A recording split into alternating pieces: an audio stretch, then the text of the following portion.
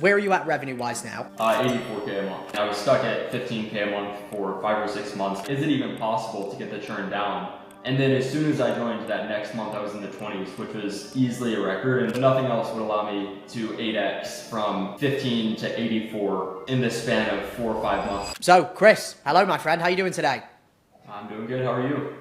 I'm very, very good. So, for the people that don't know you, if you would just want to give us a general introduction of who you are, where you're based, how old you are, what agency you run, where you're at, and then we can take it from there. Yep, so I'm Chris, 19, I'm in Miami, Florida. I run an agency for auto customization shops, and we basically help them with Meta ads, Google ads, as well as some organic content.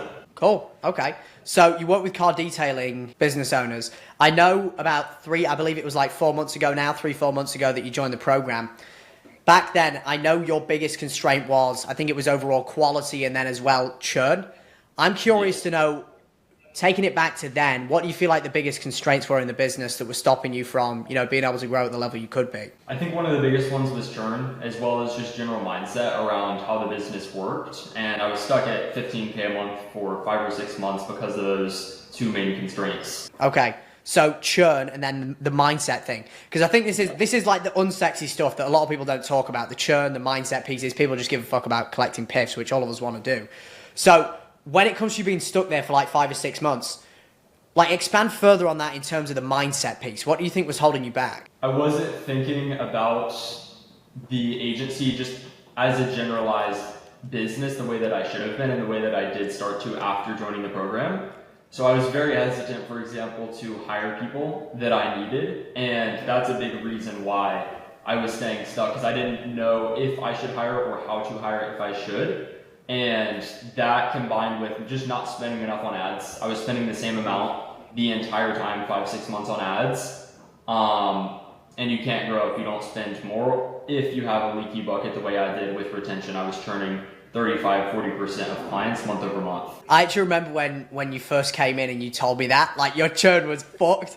And I swear, like when you were like 15K, you had no team members. It was just you. Just me. Just you. What does the team look like now? Because you've got you did a master class in the program on like upselling and things like that. And you mentioned hire fast, getting people in has helped you tremendously. What does the team look like now? So now I have 2 media buyers, a video editor, a website designer, a CSM, a setter, and I'm in the process of hiring a closer as well as a second CSM. So we've got about 45 clients and my current CSM is pretty much capped out. Okay, cool. So the team's pretty big now. Because I know a lot of people are scared of hiring for the reason that they think, oh, it's going to tank our margin.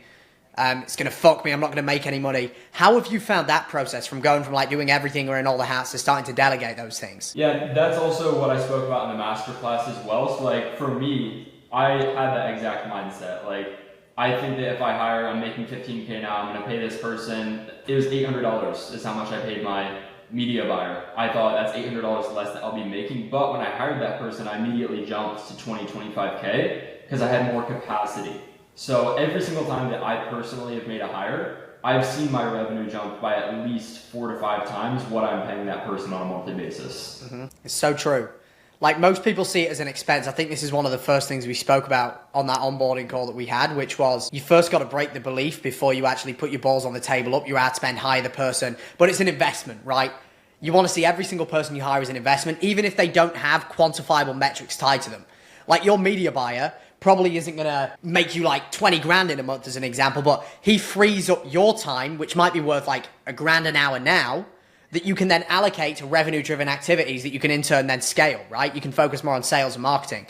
So when you hired you said the first person was a media buyer. Correct. Because I'm sure people will be curious to know in terms of like the progression, because where are you at revenue-wise now? 84K a month. Nice, okay. And then what about churn? Churn last month was relatively high, to be honest, 27%, because I handed a lot of clients off to a CSM. Yeah. And as soon as I handed the first couple off, I was just like, all right, fuck this. I handed them like 30 clients off without even introducing her. She just sent them a message in Slack and said, let's hop on a call. Nice. But usually churn now is down to like 18 to 20%. Sick. Okay. So going from like 15 to 85 in what, like 4 months? Yeah, 4 or 5 months. Right. What did that flow look like? So like, okay, I hired this person, which freed me up to do X, and in turn we scaled to Y. what did that hiring order look like and the revenue jumps? So as soon as I hired the media buyer and noticed the jump, I started just hiring pretty much as quick as I could. So media buyer first, that got me up to like 20, 25K. Then I hired a setter, which got me up to like 30, sometimes 40, I think was my peak. And then I hired a CSM, which really freed me up. So after the CSM, I was able to jump up to 60-ish, I believe, in my first month with her. And then we started upselling a bunch of people. So I hired another media buyer, a video editor, as well as the website designer. And that's when we went from 60 up to 84K. Okay. And then we were just talking before this. So your next plan is to hire a closer. And then what's the goal then? I think a closer will let me get to 100. Sick. So right now you're the one, you've got a setter qualifying the leads. You go in, you close them. You're going to bring a closer in. And then from there, for the most part, all the main key positions you've got covered on all bases, right? Yes. Sick. Cool. So when it comes to the churn, because I know before you came into the program, that was the biggest thing. You were like on the fence a little bit and you were telling me like, look, can you actually help me bring up my churn down? I was like, bro, just fucking give me money. We'll figure it out. Don't worry. What do you think was the biggest thing that got you down from like 35% churn? I know you mentioned you were sitting around like, did you say 15%, but you had a high month last month? Is that right? Yeah. What do you think the biggest thing was that allowed you to like half churn? Well, first of all, I want to touch on what you said at the start there. Like for me, it was at the point where for the entire time I was in the agency, I was turning over like 35%. My best month was 35%. So mentally, I was at a point where I was thinking like, can I even generate any more results no matter what, or should I just go for new cash? So I was super hesitant, like, is it even possible to get the churn down? And then as soon as I joined that next month, I was in the 20s, which was easily a record. And that's one of the things that allowed me to, as well as the media buyer, go from that 10, 15 up to 20, 25K.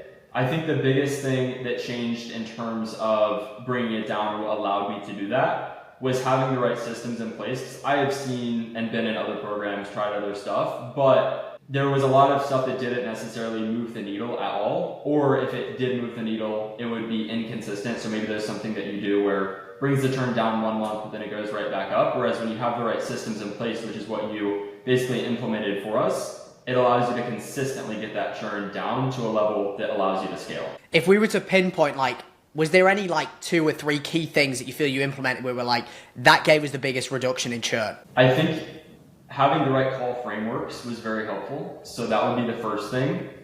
And then call frameworks, as well as better expectation setting, which you could say is part of the call framework. I would say expectation setting is something on its own, because you can have the right call frameworks and still set expectations too high. And then the third thing would be just not touching anything. So once I implemented your systems, I stopped touching it. I haven't looked at changing that side of the business in a few months now, and that's consistently allowed it to continue coming down because my team has just gotten used to the process that's in place. Yep. You were talking about this on the masterclass you did as well, right? So true. You hear Hormozi talk about it, where every time you make a significant change, you experience a net decrease in overall efficiency, because especially when you start building a team, you're no longer trying to shift the direction of a rubber dinghy with just you in it. As the team gets bigger, it goes from a rubber dinghy to a fucking speedboat to a cruise ship, right? And it's a lot harder to pivot and make changes to those things. And over time, you leave it, which you have, and it sounds like you've been focusing mainly on sales, marketing, how do we acquire more people? And then as a result, the team just figure out better ways to steer the ship correctly. They start taking control of the wheel. Is that what you found? Yeah, that's exactly what happens. I want to touch on the ad spend piece, because that's a big point where you were spending consistently the same amount in ads for like a 5 or 6 month period.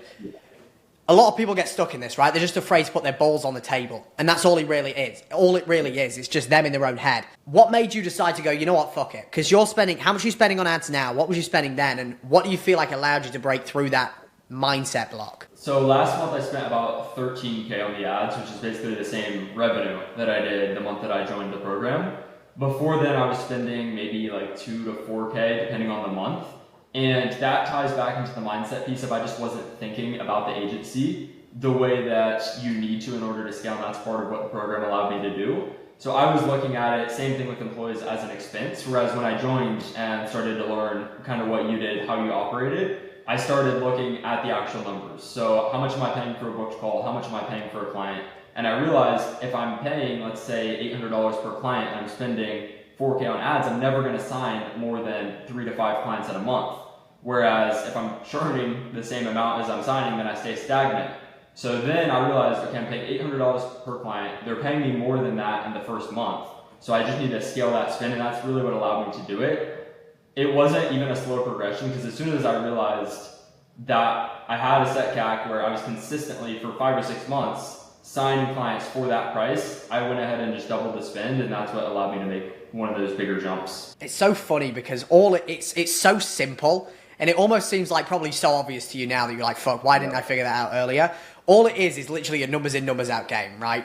Okay, if our CAC is lower than our lifetime gross profit, let's just scale, bring churn down, increase LTV, put your balls on the table with the ads. It's really that simple. And it sounds super simple when you say it, but without having the right systems and the right guidance, it's very hard to implement. And that's something I've been struggling with, because I didn't have the LTV before, and I didn't know how to scale, which is exactly what the program allowed me to do. Cool, man. I mean, the final thing I'll leave off on before I ask you a final question is just overall in the program in general, I'm curious to know how you found things in terms of the SOPs, the support, as well as the onboarding call, just like a general for other people that are watching this that are considering it. How have you found it as a whole, and what do you feel like was the best thing out of it that you've got? It's been great. Like I said, I've been in a few other programs before, and there's always good nuggets that you can pull. That's kind of been my mindset in the past, is like, even if there's just 1 or 2 good things that allow me to jump in revenue, this would be worth it. But this is something that's more all-encompassing, so nothing else would allow me to 8x from 15 to 84 in the span of 4 or 5 months like this did. So overall, it's been amazing. The SOPs, like I said, I didn't touch anything. I implemented exactly what you already had, and that cut our churn more than in half and allowed us to scale like that. That's it, man. Is there anything else you want to leave people off on? I guess notes on what you feel you did differently to other people that get stuck at like 10 or 20K. I'm all out of questions, so if you have any nuggets to share with anyone. I think that you need to have the same mindset that I had, right? A lot of these investments you look at as set expenses. You know, you might spend 15K here, 20K there, but if it's going to bring your agency from 5K, 20K, 30K up to 7 figures a year, then is it worth it to make that small investment compared to what you get back? Because that was what held me back. That's why I was stuck for 5 or 6 months. And as soon as I took the leap and I started investing into the right things, I was able to jump significantly. Completely agree. Sounds biased, right? Well, which it kind of is at the same time. But it's so fucking true that even before I launched this as well, I've spent an absurd amount of money on coaching, and I still continue to do so now. It's like people talk about investing in the SMP, and even like investing in ads is super important, but it's kind of like you need someone to look at that from an overview and be like, okay, why the fuck are you going in this direction? This is going to take you to Zimbabwe. You need to go to Spain. Do you know what I'm saying? So like make this small, slight angle change. But Chris, I think that's pretty much everything, brother. Appreciate having you on.